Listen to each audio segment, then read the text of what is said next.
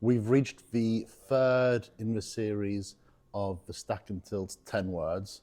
So 5 key moves that you can do described using 10 words. So we've done weight forwards, we've done shoulder down.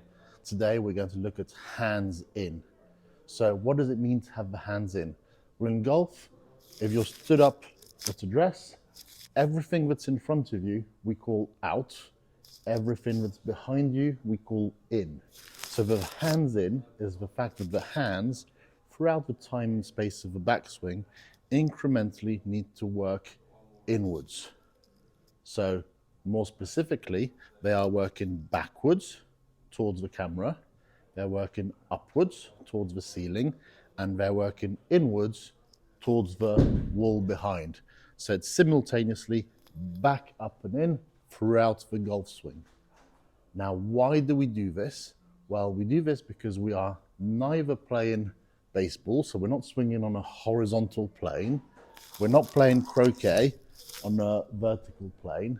Our golf clubs are built on a tilted angle, somewhat in between. So I normally say, imagine the pitched roof of the house and your club shaft here lays on that pitched roof. Now, because of that, we're trying to adhere roughly to this roof when we make our backswing. Why do we do this? Well, it enables us to create potential power. It enables us to create potential power by having the butt end of the club travel the furthest around us, creating angular momentum. And it helps us control the direction of our swing because we are swinging around this fixed axis with our hands tracing an arc around our bodies. So on the ground here, I have what we call the grid. So the target line in white, or the plane line, if you're using golf and machine terms. We have the path of the club heads during the backswing on this line, the path of the hands on this line, and that's reciprocated on the forward side of this circle. So our hands and club head are tracing these concentric circles around the body throughout the time and space of the swing. To try and give you a good visual from a player's perspective as to what this looks like. So in white here, I have the base of the plane. Here we have the point of tangency, that's the low point, that's the most deep part of your divot.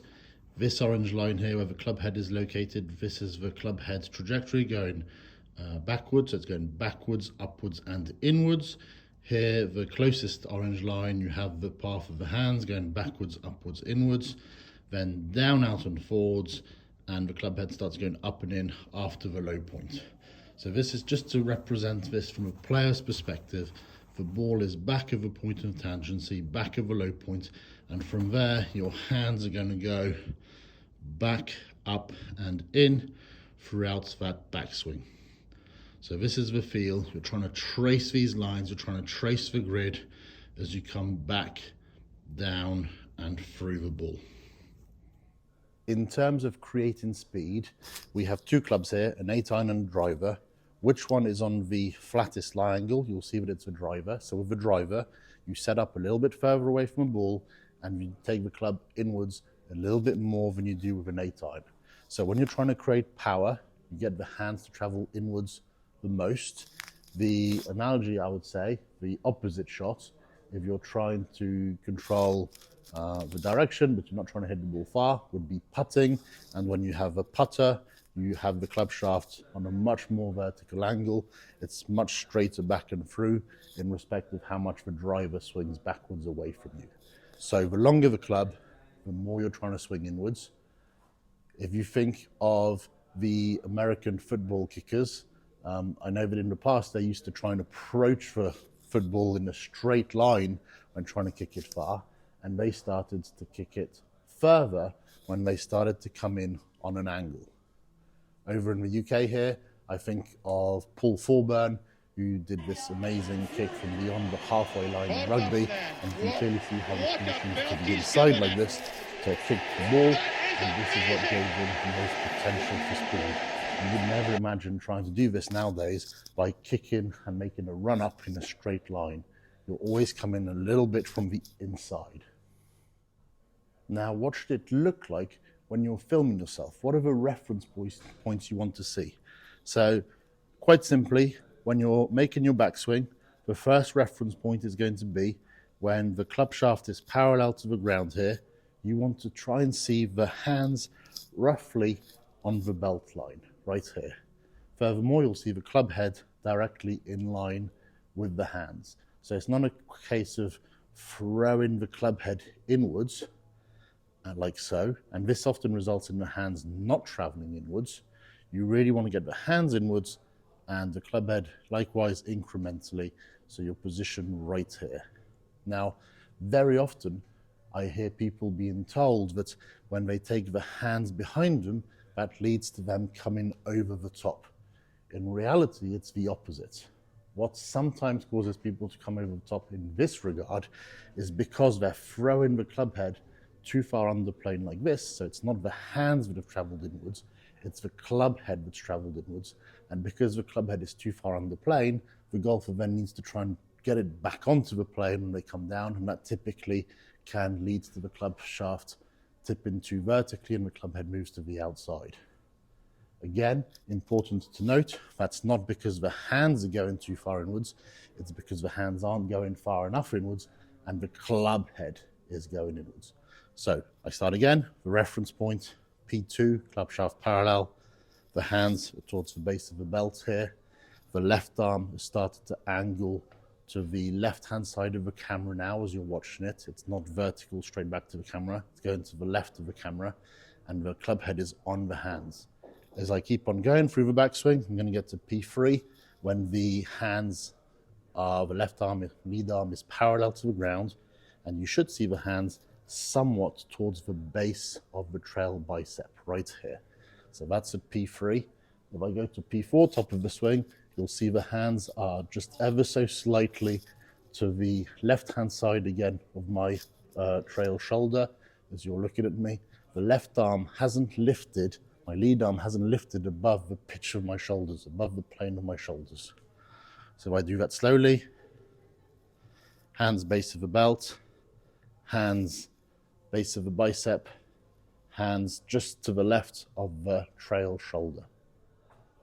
Oftentimes as a golfer, you're going to start to feel this inwards motion of the hands, but there will come a point when you feel like they can no longer keep going and you're forced to then work upwards with the elbows moving apart like so. The reason for that is that you are not allowing your hips to turn sufficiently, and that's restricting the amount of backswing you can carry out. So if I'm in position here and I make my backswing and I don't turn my hips, I can only go about this far back with the hands traveling inwards. From that point on, I have to start to lift and fold the arms to try and lengthen the backswing. So what needs to happen is that as you're doing this, you start to flex the lead knee and you start to straighten the trail knee.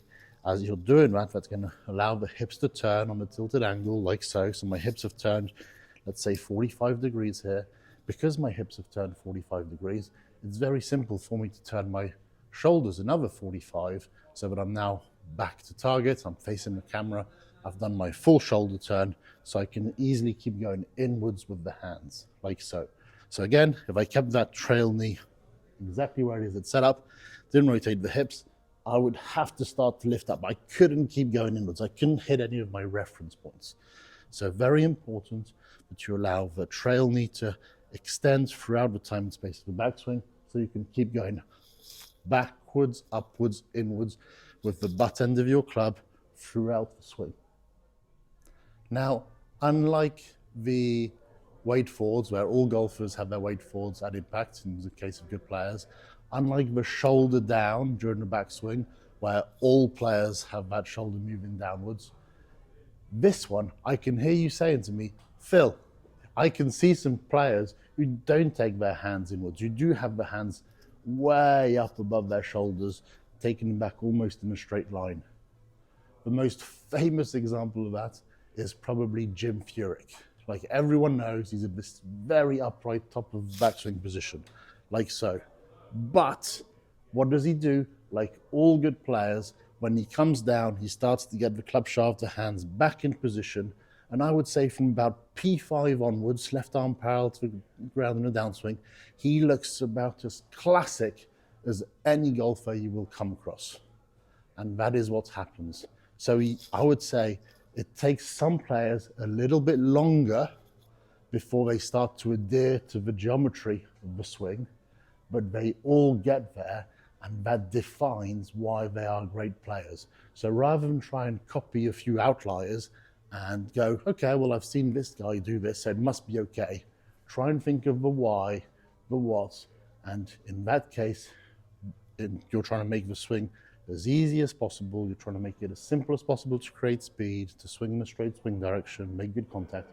The club is built on a tilted angle, therefore try and abide by those principles and get the hands to work inwards. The enormous majority of players I see are excessively outwards with the hands during the backswing, and guess what they hit? They hit a slice. So if you're one of those people, what you tend to see is during the backswing, the hands go straight back like this in a straight line, and the hands are way above those reference points I described. And then from there, as a golfer, you come down very steeply, club shaft tips out, club head is outside the ball, and then the hands reappear really low on the forward side of the circle. This is the typical slicer's move. So for the slicer, you do have to know this is super important. If you get your hands inwards, it suddenly becomes so much easier. And I promise you, if you do this in your swing and you're a slicer, you will be able to reduce that slice, learn to draw the ball, I suspect in absolutely no time at all. I see it every day. It's just one of those common things. People have often been told they need to create depth in the golf swing, and this has been misinterpreted as taking the hands, the club back like this as far as possible in a straight line, whereas in reality, depth is what matters, and the width of the swing in essence is controlled by the length of your lead arm. Like I'm rotating around the fixed point, my lead arm is my lead arm, so the width of my swing here is constant no matter where the hands are going. So width isn't a question of going this way, it's just a matter of keeping the left arm, the lead arm straight, while creating depth. So that's for the slicer. If you do this, I guarantee you'll stop slicing in a hurry.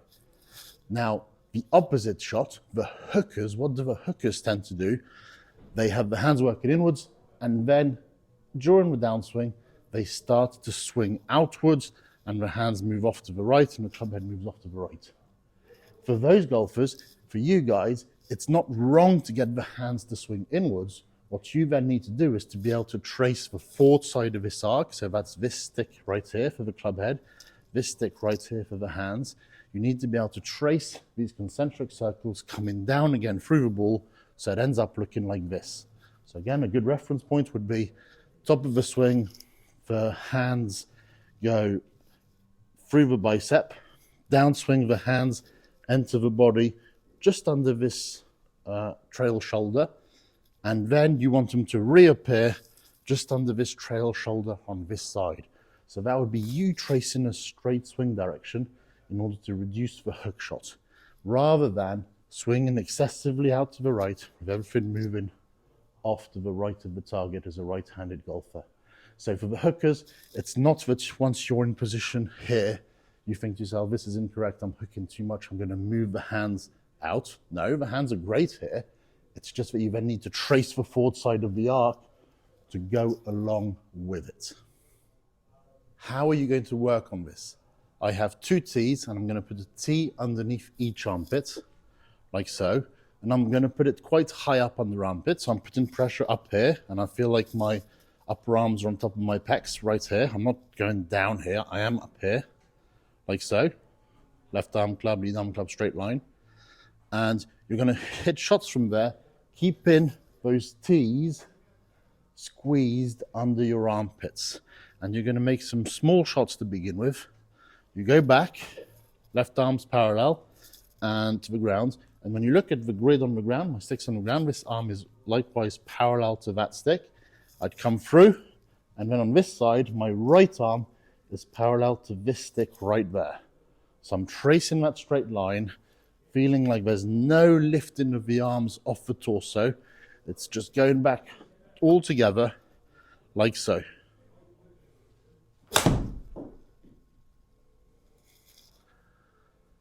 So that's how you work on your hands in. You film it, like we've said in the past. You get the feeling for the arms tracing the grid on the ground. You feel the pressure under each armpit, so you're not lifting your arms. Oftentimes, I've got to tell you, it literally feels like you are swinging the club around your belt buckle. But again, validate this with the camera. Play your best golf. I sure hope you're enjoying this series. If you have any comments or questions, please put them in the comments below.